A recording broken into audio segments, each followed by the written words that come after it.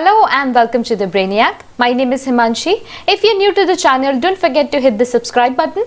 हम यहाँ डिस्कस करते हैं the top most current affairs of the day. आज की डेट है 20th of May. So let's get started. तो हमारा पहला क्वेश्चन है about Jack Ma that he will be resigning from the board of directors of which bank. तो हमें बताना है कि जैक मा जो है वो किस बैंक से रेजिग्नेशन देने वाले हैं. ऑप्शंस हमारे सामने हैं. Answer is that he will be resigning from soft bank. तो जैसे कि हमने देखा जैक मा जो है ये रिजाइन करने वाले हैं from the board of directors of soft bank. तो हमने देखा जैक मा के बारे में. तो जैक मा जो है he is the founder of Alibaba and इन्होंने डिसाइड किया है कि ये रिजाइन करने वाले हैं सॉफ्ट बैंक के बोर्ड ऑफ डायरेक्टर्स से. और ये जो है करीब 13 साल से इस बोर्ड के साथ थे. ये जो इनका डिसीजन है इट इज समवेयर बिकॉज क्योंकि काफी ज्यादा फाइनेंशियल लॉस देखने मिल रहा है सॉफ्ट बैंक को. करीब 30 बिलियन यूएसडी डॉलर्स का जो है फाइनेंशियल लॉस हुआ था इन्हें. और कुछ समय पहले जैक मा ने रिटायर किया था from the executive chairmanship of Alibaba that is 2019 में. तो इन्होंने अलीबाबा से रिटायर कर लिया है और रिजाइन कर दिया है सॉफ्ट बैंक से. इसी के साथ सॉफ्ट बैंक ने डिसाइड किया है कि वो प्रपोज कर रहे हैं 3 नए अपॉइंटमेंट्स टू द बोर्ड. यानी कि इनकी जो बोर्ड मेंबरशिप है वो अब 11 से 13 होने वाली है. यानी कि 13 मेंबर्स होने वाले हैं बोर्ड में.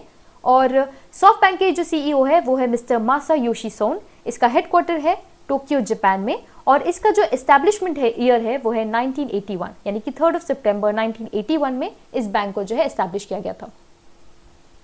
इसी के साथ रेजिग्नेशन की बात हो रही है. तो कुछ समय पहले अरुंधति भट्टाचार्य जो कि क्रिसिल बोर्ड की इंडिपेंडेंट डायरेक्टर थी उन्होंने जो है क्रिसिल बोर्ड से रिसेंटली रेजिग्नेशन दे दिया था. तो हमने देखा about soft bank. Next question देखते हैं. Next is about ARCI.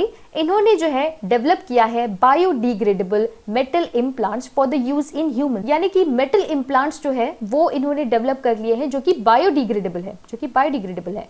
तो हमें बताना है कि ये जो इंस्टीट्यूट है ये कहाँ हेडक्वार्टर्ड है. तो ऑप्शन हमारे सामने है. आंसर इज कि ARCI ये जो है ये हेडक्वार्टर्ड है तेलंगाना में. टू बी मोर प्रिसाइज ये जो है हेडक्वार्टर्ड है हैदराबाद तेलंगाना में. ARCI क्या है? ये है advance research centre for powder metallurgy and new materials.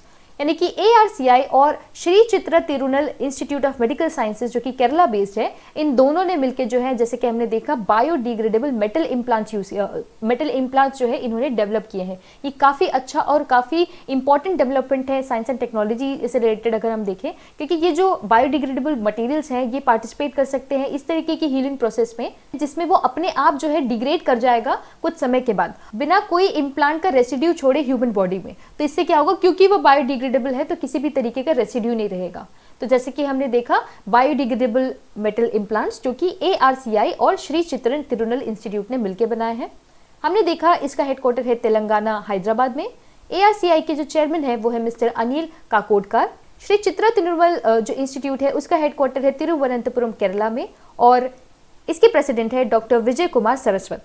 और कुछ समय पहले जो है श्री चित्रा तिरुनल इंस्टीट्यूट ने एक डिसइंफेक्शन बूथ जो है वो डेवलप किया था. तो हमने ये सारी इंफॉर्मेशन देखी about biodegradable metal implants. Next question देखते हैं. नेक्स्ट है हमारा क्वेश्चन अबाउट साइक्लोन अम्फन. हमें बताना है कि ये जो साइक्लोन है ये किस रीजन के ऊपर जो है डेवलप कर रहा है. तो ऑप्शंस हमारे सामने है. Cyclone Amphan is developing over Bay of Bengal. यानी कि साइक्लोन अम्फन जो है जो कि काफ़ी ज़्यादा अभी न्यूज़ में है. तो ये जो हम देख रहे हैं ये डेवलप कर रहा है on the southern Bay of Bengal. To be more precise ये सदर्न बे ऑफ बंगाल में जो है इसकी डेवलपमेंट देखी जा रही है. देखिए ये क्वेश्चन हमने कुछ समय पहले डिस्कस किया था पर ये काफ़ी ज़्यादा इंपॉर्टेंट क्वेश्चन है. और इसलिए भी क्योंकि इसकी जो लैंडफॉल है ये प्रेडिक्टेड है कि आज यानी कि 20th मई को जो है ये लैंडफॉल कर सकता है on the eastern coast of India. यानी कि ओडिशा में जो है इसका लैंडफॉल प्रेडिक्टेड है. इस अम्फन साइक्लोन को जो है कैटेगराइज किया गया है एज सुपर साइक्लोन. यानी कि कैटेगरी 4 साइक्लोन में इसे जो है कैटेगराइज किया गया है. करीब 5 कैटेगरीज होती है साइक्लोन की. तो उसमें जो है कैटेगरी 4 साइक्लोन इसे माना जा रहा है कि जो है ये काफ़ी सीरियस है सिचुएशन हमारी. क्योंकि ये जो साइक्लोन है सुपर साइक्लोन ये अपने आप में दूसरा ऐसा साइक्लोन है जो हिट करने वाला है इंडिया को आफ्टर 1999. यानी कि सुपर साइक्लोन अपने आप में ये दूसरा है जो इंडिया को हिट करने वाला है. ये जो सुपर साइक्लोन है इसकी जो स्पीड है करीब 230 से लेकर 240 किलोमीटर पर आवर की होने वाली है. और ऐसा कोई भी साइक्लोन जिसकी wind speed 220 kilometre per hour से ज़्यादा होती है उसे जो है सुपर साइक्लोन के रूप में जो है कैटेगराइज कर लिया जाता है. इंडियन मेट्रोलॉजिकल डिपार्टमेंट ने इशू कर लिए हैं येलो अलर्ट्स इन करीब 9 डिस्ट्रिक्ट्स. तो जैसे कि हम देख रहे हैं सिचुएशन जो है वह काफ़ी ज़्यादा सीरियस है. तो इसी की वजह से जो है हमारे लिए साइक्लोन अम्फन जो है वो बहुत ज़्यादा इंपॉर्टेंट हो जाता है। इसके साथ हमारे जो इंडियन मेट्रोलॉजिकल डिपार्टमेंट के डायरेक्टर जनरल है वो है मृत्युंजय मोहपात्रा। तो हमने ये सारा इंफॉर्मेशन देखा about cyclone Amphan. Next question देखते हैं। नेक्स्ट क्वेश्चन है हमारा अबाउट बॉर्डर रोड ऑर्गेनाइजेशन। हमें बताना है कि ये जो ऑर्गेनाइजेशन है ये किस मिनिस्ट्री के अंदर आती है। तो ऑप्शन हमारे सामने है। बॉर्डर रोड ऑर्गेनाइजेशन आती है under the ministry of defence.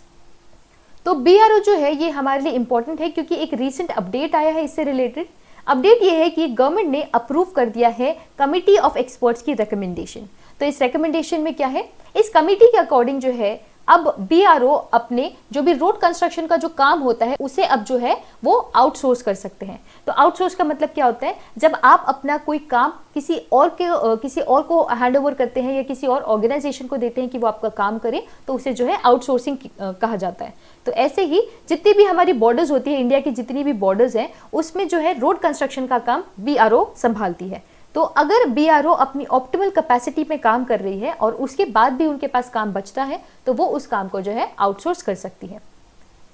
इसी के साथ बहुत सारे रीसेंट डेवलपमेंट्स हैं हमारे पास BRO से रिलेटेड, जैसे कि उन्होंने कोसोवाल एनक्लेव जो कि पंजाब में है उसको जोड़ने के लिए एक परमानेंट ब्रिज जो है इन्होंने बिल्ड किया था on the river Ravi. Also Daporijo bridge जो है उन्होंने डेवलप किया है over the Subansiri river in Arunachal Pradesh. और सिसेरी ब्रिज जो है ये भी इन्होंने डेवलप किया है इन अरुणाचल प्रदेश। तो हमने देखा Kasowal enclave, Daporijo bridge, Sisseri bridge as well as outsourcing of the road construction work जो कि BRO संभालती है। तो ये हमने सारी इंफॉर्मेशन देखी बॉर्डर रोड ऑर्गेनाइजेशन के बारे में। नेक्स्ट क्वेश्चन देखते हैं। नेक्स्ट क्वेश्चन है हमारा कि किस गवर्नमेंट ने नोटिफाई कर दिया है डोमिसाइल सर्टिफिकेट प्रोसीजर रूल्स 2020। तो हमें बताना है कि इस तरीके के जो रूल्स हैं डोमिसाइल रूल्स ये किस गवर्नमेंट ने नोटिफाई किए हैं। ऑप्शंस हमारे सामने हैं। आंसर इज ये नोटिफाई किया गया है by the government of Jammu and Kashmir. तो जैसे कि हम देख रहे हैं जम्मू एंड कश्मीर की गवर्नमेंट ने नोटिफाई कर दिया है Jammu and Kashmir grant of domicile certificate procedure rules 2020।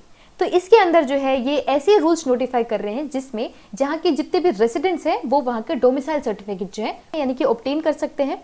इसके अंदर इन्होंने काफी सारे क्राइटेरियाज इंक्लूड किए हैं, जैसे कि all people who have resided in the union territory for at least 15 years, या फिर ऐसे लोग जो 7 साल से जो है वहाँ पे स्टडी कर रहे हैं और अपियर किया है उन्होंने 10th और 12th एग्जामिनेशन। और इसी तरीके के जो है बहुत सारे इन्होंने जो है क्राइटेरियाज एलिजिबिलिटी क्राइटेरियाज जो है वो प्रोवाइड किए हैं। तो इन सभी एलिजिबिलिटी क्राइटेरियाज के थ्रू क्या है वो चाहे तो अपना डोमिसाइल सर्टिफिकेट इशू कर सकते हैं। और इसी के लिए जो है इन्होंने 15 डेज की जो है एक टाइमलाइन इशू की है। तो करीब 15 डेज का जो है ये टाइमलाइन है और इसके अंदर आप चाहे तो अपना डोमिसाइल सर्टिफिकेट यहाँ से इशू कर सकते हैं। तो हमने देखा ये सारी इंफॉर्मेशन जम्मू कश्मीर से रिलेटेड। नेक्स्ट क्वेश्चन देखते हैं। नेक्स्ट क्वेश्चन है हमारा कि more than how much % of the income of 23 regional parties जिनका जो है एनुअल ऑडिट हुआ था, इन सब की जो है कितनी परसेंटेज है, कितनी जो है हिस्से की इनकम जो है आई है फ्रॉम अननोन सोर्सेस। तो हमें बताना है कि ये जो इनकम है ये कितने अमाउंट की है। ऑप्शन हमारे सामने है। आंसर इज कि करीब आधा यानी कि करीब half of the income of these 23 regional parties जो है वो आती है फ्रॉम अननोन सोर्सेस। तो ये जो है ये इन्फॉर्मेशन हमें प्रोवाइड की जाती है by Association for Democratic Reforms के द्वारा। ADR की जो एक रिपोर्ट है जो इन्होंने रिसेंटली रिलीज की है, इसके अकॉर्डिंग करीब आधी इनकम जो है 23 रीजनल पार्टीज की वो आती है फ्रॉम अननोन सोर्सेस। ADR क्या है? Association of Democratic Reforms. ये एक तरीके की Indian non partition non governmental organisation है जो काम करती है in the area of electoral and political reforms. तो नेक्स्ट क्वेश्चन देख लेते हैं। नेक्स्ट इज अबाउट कि किस इंस्टीट्यूट ने प्रिपेयर किया है a new test of RT-PCR for कोविड-19। तो हमें बताना है कि RT-PCR का जो है नया टेस्ट प्रिपेयर कर लिया गया है। हमें बताना है कि ये किस इंस्टीट्यूट के द्वारा किया गया है। ऑप्शन हमारे सामने है। आंसर इज कि ये प्रिपेयर किया गया है बाय एम्स रायपुर। तो एम्स रायपुर ने नया टेस्ट जो है प्रिपेयर कर लिया है RT-PCR का फॉर कोविड-19 और इसके थ्रू जो है ये कंफर्म रिजल्ट्स बता सकते हैं करीब 1 घंटे से लेके 45 मिनट्स के अंदर। तो हमने देखा अबाउट एम्स रायपुर के बारे में। नेक्स्ट क्वेश्चन देख लेते हैं। तो नेक्स्ट क्वेश्चन हमारा है अबाउट एन इंक्यूबेटेड स्टार्टअप यानी कि म्यूज वेरिएबल्स। तो म्यूज वेरिएबल्स ने जो है डेवलप किया है एक रिस्ट बेस्ड ट्रैकर। तो हमें बताना है कि ये जो स्टार्टअप है ये किस इंस्टीट्यूट का है। तो ऑप्शन हमारे सामने है, आंसर इज कि म्यूज वेरिएबल्स जो कि एक स्टार्टअप है ये है ऑफ IIT मद्रास का। तो जैसे कि हम देख रहे हैं म्यूज वेरिएबल्स ने एक तरीके का जो है रिस्ट बैंड डेवलप किया है, रिस्ट बैंड यानी कि रिस्ट बेस्ड ट्रैकर कह सकते हैं उसे। तो जैसे भी आप फिटबिट टाइप का जो आप वॉच देखते हैं ना, उसी की तरह जो है इस रिस्ट बेस्ड ट्रैकर को डेवलप किया गया है। इसके थ्रू ये जो ट्रैकर है ये आपका स्किन टेम्परेचर बताएगा, आपका हार्ट रेट बताएगा, आपका ब्लड ऑक्सीजन सैचुरेशन बताएगा और इन सभी तरीके की बॉडी वाइटल्स को जो है ये कंटिन्यूसली ट्रैक करेगा। और इस वजह से जो है काफ़ी ज़्यादा हेल्प हो सकती है हमें अर्ली डायग्नोसिस में कोविड-19 के सिम्टम्स में। ये जो ट्रैकर है ये ब्लूटूथ एनेबल्ड भी है and it can be connected to the mobile phone via an app called Muse Health app, और ये जो है करीब 3500 इसकी कॉस्ट है। तो जैसे कि हम बात कर रहे हैं यहाँ पे IIT मद्रास की, इसी के साथ यहाँ के एक प्रोफेसर मिस्टर टी प्रदीप को जो है सिलेक्ट कर लिया गया था फॉर निके एशिया प्राइज। तो ये हमने सारी इंफॉर्मेशन देखी about IIT Madras. Next question देख लेते हैं। नेक्स्ट क्वेश्चन इज अबाउट कि सेंटर ने अप्रूव कर लिया है एक modified detailed project report of the उज मल्टीपर्पज प्रोजेक्ट। हमें बताना है कि ये जो उज मल्टीपर्पज प्रोजेक्ट है ये कहाँ सिचुएटेड है या ये कहाँ बेस्ड है। ऑप्शन हमारे सामने है। तो उज मल्टीपर्पज प्रोजेक्ट जो है ये है ऑफ जम्मू एंड कश्मीर। तो जैसे कि हमने देखा गवर्नमेंट ने अप्रूव कर दिया है एक डिटेल प्रोजेक्ट रिपोर्ट ऑफ उज प्रोजेक्ट, ये है जम्मू कश्मीर बेस्ड। 2008 में इस प्रोजेक्ट को जो है नेशनल प्रोजेक्ट के रूप में डिक्लेयर कर दिया गया था। ये जो प्रोजेक्ट है ये डेवलप किया जा रहा है keeping in view the strategic importance from Indus water treaty. तो इंडस वाटर ट्रीटी जो है इंडिया और पाकिस्तान के बीच की एक ट्रीटी है जिसमें जो है वाटर शेयरिंग एग्रीमेंट किया गया है। उसी की स्ट्रैटेजिक इंपॉर्टेंस को जो है देखते हुए हम इस मल्टीपर्पज प्रोजेक्ट को जो है अप्रूव कर रहे हैं। और यहाँ बात हो रही है उज की, तो रिवर उज जो है ये it is one of the main tributaries of river Ravi. तो रिवर रावी जो है वो जम्मू एंड कश्मीर की है और उसकी जो है ट्रिब्यूटरी है रिवर उज। इसी के साथ हम बात कर रहे हैं जम्मू एंड कश्मीर में रिसेंटली जल जीवन मिशन जो है ये लॉन्च किया गया था to provide drinking water to every household. Jammu Kashmir as well as Haryana government ने जो है इस मिशन को लॉन्च किया था। तो हमने ये सारी इंफॉर्मेशन देखी अबाउट उज प्रोजेक्ट। नेक्स्ट क्वेश्चन देखते हैं। नेक्स्ट है हमारा अबाउट ई सेवा केंद्रस। ई सेवा केंद्रस जो है आर बीइंग लॉन्च। हमें बताना है कि ये जो है ये किस स्टेट के हाई कोर्ट के द्वारा जो है लॉन्च किए जा रहे हैं। ऑप्शन हमारे सामने है। आंसर इज कि ये लॉन्च किए जा रहे हैं बाय ओडिशा के हाई कोर्ट। तो ओडिशा के जो हाई कोर्ट है उन्होंने डिसाइड किया है कि ई सेवा केंद्रस जो है ये लॉन्च करेंगे ये। तो ई सेवा केंद्र के थ्रू क्या होता है, जितने भी लिटिगेंट्स होते हैं, एडवोकेट्स होते हैं, उन्हें जो है काफी ज्यादा हेल्प होती है in having online access to the case status, facilitating attendance in the court by video conference and getting digital copies of the judgement. तो इन सभी चीजों को जो है फैसिलिटेट करने के लिए ई सेवा केंद्र जो है लॉन्च किए गए हैं इन ओडिशा। इसी के साथ ओडिशा के बारे में और इन्फॉर्मेशन देखें, कुछ समय पहले जस्टिस मोहम्मद रफीक को जो है ओडिशा के हाई कोर्ट के रूप में अपॉइंट किया गया था। ऑल्सो ओडिशा ने लॉन्च किया था एक मो जीवन प्रोग्राम। ऑल्सो इनके पास एक स्पेशल डिपार्टमेंट है फॉर सेल्फ हेल्प ग्रुप्स जिसका नाम है मिशन शक्ति। यहाँ के गवर्नर है गणेशी लाल, यहाँ के चीफ मिनिस्टर है मिस्टर नवीन पटनायक और यहाँ की कैपिटल है भुवनेश्वर। तो ये हमने सारी इंफॉर्मेशन देखी अबाउट ओडिशा। नेक्स्ट क्वेश्चन देखते हैं। नेक्स्ट क्वेश्चन इज अबाउट कि किस कंपनी ने रिसेंटली पार्टनर कर लिया है with Zomato and Dunzo to ensure कि उनके प्रोडक्ट की जो है डोर स्टेप डिलीवरी हो। तो हमें बताना है कि किस कंपनी ने इनके साथ जो है पार्टनर किया है। ऑप्शन हमारे सामने है। आंसर इज कि ये जो है ये पार्टनर किया गया है विथ बिस्लेरी। तो बिस्लेरी ने जैसे कि हम देख रहे हैं पार्टनर कर लिया है जोमैटो एज वेल एज डूजो के साथ, ताकि इनके जितने भी प्रोडक्ट्स हैं वो आसानी से सभी कस्टमर्स के डोर टू डोर जो है पहुंच सके। नेक्स्ट क्वेश्चन देखते हैं। नेक्स्ट क्वेश्चन है कि किस कंपनी ने ज्वाइन कर लिया है UNESCO led global education coalition. Option हमारे सामने है। Answer is Ericsson. तो जैसे कि हम देख रहे हैं Ericsson has joined UNESCO led global education coalition और इन्होंने लॉन्च कर लिया है एरिक्सन एजुकेट। तो एरिक्सन एजुकेट क्या है, ये एक तरीके का डिजिटल प्रोग्राम है for delivering online learning content focused on improving digital skills for students in secondary schools and universities. तो जैसे कि हमने देखा एरिक्सन ने ज्वाइन कर लिया है UNESCO led coalition. Also Ericsson क्या है, ये एक तरीके की स्वीडिश मल्टीनेशनल नेटवर्किंग कंपनी है जो कि हेडक्वार्टर है स्टॉकहोम में। तो हमारा नेक्स्ट क्वेश्चन है about national restaurants association of India. हमें बताना है कि NRAI ने जो है पार्टनर कर लिया है किसके साथ to build its own tech platform. तो ऑप्शन हमारे सामने है। तो NRAI ने पार्टनर कर लिया है विथ डॉट पे। तो जैसे कि हम देख रहे हैं National Restaurant Association of India, इन्होंने पार्टनर कर लिया है with startup called Dot Pe to launch a digital ordering solution for restaurants to ensure minimal human touch while ordering and settling the bill. तो इससे क्या होगा, जितने भी हमारे रेस्टोरेंट्स हैं इस पैंडेमिक के दौरान जितनी उन्हें तकलीफ हो रही है उसमें जो है काफी ज्यादा इन्हें हेल्प मिल जाएगी। तो जैसे कि हमने देखा डॉट पे, तो डॉट पे क्या है, ये एक QR based digital commerce and payment solution company है। NRAI के बारे में देखें तो जैसे कि हमने देखा ये एक नेशनल रेस्टोरेंट एसोसिएशन है और ये फाउंड की गई थी 1982 में और इसका हेडक्वार्टर है दिल्ली में।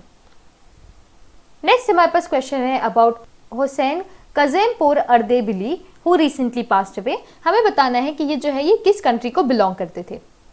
ऑप्शन हमारे सामने है। Answer is that he belong to Iran. तो जैसे कि हमने देखा about mister Ardebili, he was the Iran's representative to OPEC. तो ओपेक क्या है, ये एक ऑर्गेनाइजेशन है ऑफ पेट्रोलियम एक्सपोर्टिंग कंट्रीज और इसी ऑर्गेनाइजेशन में जो है ये ईरान को रिप्रेजेंट करते थे। He had also served as Iran's OPEC governor for nearly 20 years. He had also served as Iran's ambassador to Japan from 1990 to 95. तो हमने देखा अबाउट ओपेक और इस ऑर्गेनाइजेशन में ईरान को रिप्रेजेंट करते थे mister Husseini Kazempour who recently passed away. तो कुछ इन्फॉर्मेशन ओपेक के बारे में देखें तो ओपेक जो है ये फाउंड हुई थी 14 सितंबर 1960 को और इसकी हेडक्वार्टर है वियना, ऑस्ट्रेलिया में। ईरान की बात हो रही है तो ईरान ने रिसेंटली अपनी एक न्यू करेंसी इंट्रोड्यूस की है जिसका नाम है तोमन और ये रिप्लेस कर रही है रियाल को। ऑल्सो इन्होंने जो है रिसेंटली पहली मिलिट्री सैटेलाइट जिसका नाम है नूर रिसेंटली लॉन्च की थी। तो हमने देखा अबाउट ईरान। नेक्स्ट क्वेश्चन देख लेते हैं। तो हमारा नेक्स्ट क्वेश्चन है about global technology firm Accenture. हमें बताना है कि इन्होंने जो है किसे रिसेंटली अक्वायर कर लिया है। ऑप्शंस हमारे सामने है। आंसर इज कि एसेंचर ने रिसेंटली अक्वायर किया है बाइट प्रोफेसी को। तो बाइट प्रोफेसी क्या है, ये अहमदाबाद बेस्ड एक automated insights and big data analytics company है जिसे ग्लोबल टेक्नोलॉजी फर्म एसेंचर ने अक्वायर कर लिया है। ऑल्सो ये जो बाइट प्रोफेसी है ये जो है फाउंड हुई थी 2011 में और ये काफ़ी समय से जो है एसेंचर के साथ काम कर रही है। एसेंचर के बारे में देखें तो ये जो है एक तरीके की Irish domiciled multinational professional services company है जिसका हेडक्वार्टर है डबलिन, आयरलैंड में। तो जैसे कि हम देख रहे हैं रिसेंट एक्विजिशन के बारे में, हमारे पास एक और न्यूज़ ये है कि FMCG major Godrej consumer products limited ने अक्वायर कर लिया है अपने बचे हुए 25% in Kenya based Canon chemicals limited. तो इसका मतलब ये है this will now be a wholly owned subsidiary of Godrej consumer products limited. तो जैसे कि हमने देखा इन्होंने अपने रिमेनिंग 25% ले लिए हैं। तो कैनन केमिकल्स कंपनी क्या है, ये एक Kenya based manufacturing consumer product company है और GCPL जो है ये एक इंडियन कंज्यूमर गुड्स कंपनी है जो कि बेस्ड है मुंबई में। इसके जो CEO और MD है वो है मिस्टर विवेक गंभीर। तो ये हमने सारी इंफॉर्मेशन देखी है रिसेंट एक्विजिशंस के बारे में। नेक्स्ट क्वेश्चन हमारे पास है अबाउट नाबार्ड कि नाबार्ड ने सैंक्शन कर लिए हैं करीब 1,500 करोड़ यानी कि 1,500 crore to which government to ensure the credit flow to farmers. तो हमें बताना है कि नाबार्ड ने 1,500 करोड़ जो है वो सैंक्शन किए हैं किस गवर्नमेंट को। ऑप्शन हमारे सामने है। आंसर इज कि इन्होंने सैंक्शन किया है ये टू द पंजाब गवर्नमेंट। तो पंजाब गवर्नमेंट को national bank for agriculture and rural development जो है इस बैंक ने करीब 1,500 करोड़ सैंक्शन किए हैं to ensure credit flow to the farmers. देखिए ये जो भी इनिशिएटिव है ये लिया जा रहा है अंडर नाबार्ड के 25,000 करोड़ का जो इन्होंने स्पेशल लिक्विडिटी फंड या फैसिलिटी जो है कुछ समय पहले अनाउंस किया था उसी के अंडर ये अमाउंट भी जो है सैंक्शन की जा रही है पंजाब की गवर्नमेंट को। तो RBI ने कुछ समय पहले करीब 50,000 करोड़ की रीफाइनेंसिंग फैसिलिटी अनाउंस की थी जिसमें 25,000 करोड़ जो है वो नाबार्ड को दी जाएगी, 10,000 करोड़ जो है नेशनल हाउसिंग बैंक को और 15,000 करोड़ दी जाएगी सिडबी को। तो इसी के अंदर जो है ये अमाउंट दिया जा रहा है पंजाब की गवर्नमेंट को। नाबार्ड के बारे में देखें तो ये एक तरीके का एपेक्स डेवलपमेंट फाइनेंशियल इंस्टीट्यूशन है और ये जो है ये सारे मैटर्स देखते हैं concerning the planning and operations of agriculture and other economic activities of rural areas. NABARD जो है ये हेडक्वार्टर्ड है मुंबई में और इसके जो चेयरमैन है वो है मिस्टर हर्ष कुमार भानवाला। तो हमने ये इन्फॉर्मेशन देखी नाबार्ड के बारे में। नेक्स्ट जो है एक रिसेंटली बुक रिलीज हुई है जिसका नाम है Wuhan Diary Dispatches from a Quarantine City. ये जो बुक है ये ऑथर की गई है by a Chinese literary writer जिनका नाम है फैंग फैंग। इस बुक के अंदर इन्होंने जो है एक कंपाइलेशन प्रोवाइड किया है सभी ऑनलाइन डायरी एंट्रीज का, जो भी इन्होंने इन 60 डेज का जो भी क्वारंटाइन हमने देखा था वुहान में, उसमें जितने भी इन्होंने ऑनलाइन डायरी राइटिंग की है उसका एक कंपाइलेशन इस वुहान डायरी जो बुक है इसके अंदर उन्होंने कंपाइल किया है। तो हमने देखा अबाउट वुहान डायरी। इसी के साथ हमारे पास एक और क्वेश्चन है कि फॉरेन डायरेक्ट इन्वेस्टमेंट को जो है डिफेंस सेक्टर में उसे जो है इंक्रीज कर दिया गया है फ्रॉम 49% टू व्हाट परसेंट। तो हमें बताना है कि एफडीआई जो है डिफेंस सेक्टर में अब कितना ज्यादा है या कितना जो है इंक्रीज कर दिया गया है। ऑप्शन हमारे पास है, आंसर इज कि FDI in defence sector is now 74%, और ये जो है इसे अलाउ किया गया है in defence manufacturing through automatic route. तो ये जो है ये अनाउंस किया गया था by our finance minister recently, जिसमें जो है उन्होंने करीब 5 ट्रांचेस में इस पूरे इकोनॉमिक पैकेज को जो है अनाउंस किया था। तो अगर आप इसके बारे में और इन्फॉर्मेशन जानना चाहते हैं तो मैंने एक वीडियो इस पे बनाया हुआ है, आप चाहे तो उसमें जो है एक्सेस कर सकते हैं from the link in the description below. तो इसी के साथ हमारे जो इंपॉर्टेंट डेज हैं उन्हें हम देख लेते हैं। पहला है अबाउट वर्ल्ड हाइपरटेंशन डे। ये जो है ये मनाया जाता है 17 मई को, और इस बार जो है इसकी थीम है नो योर नंबर्स। तो हमने देखा वर्ल्ड हाइपरटेंशन डे। इसी के साथ वर्ल्ड मेट्रोलॉजी डे जो है ये सेलिब्रेट किया जाता है ऑन 20 मई एवरी ईयर, और इस साल की जो इसकी थीम है वो है मेजरमेंट्स फॉर ग्लोबल ट्रेड। ये जो है ये एक एनुअल ट्रेड है, एनुअल सेलिब्रेशन है for the signature of metre convention of 20 मई 1875 को। तो हमने देखा about World Hypertension Day and World Metrology Day. So that was the last topic for today. I really hope you enjoyed the session, and if you did, don't forget to give it a like, share and subscribe, and I shall see you in the next one.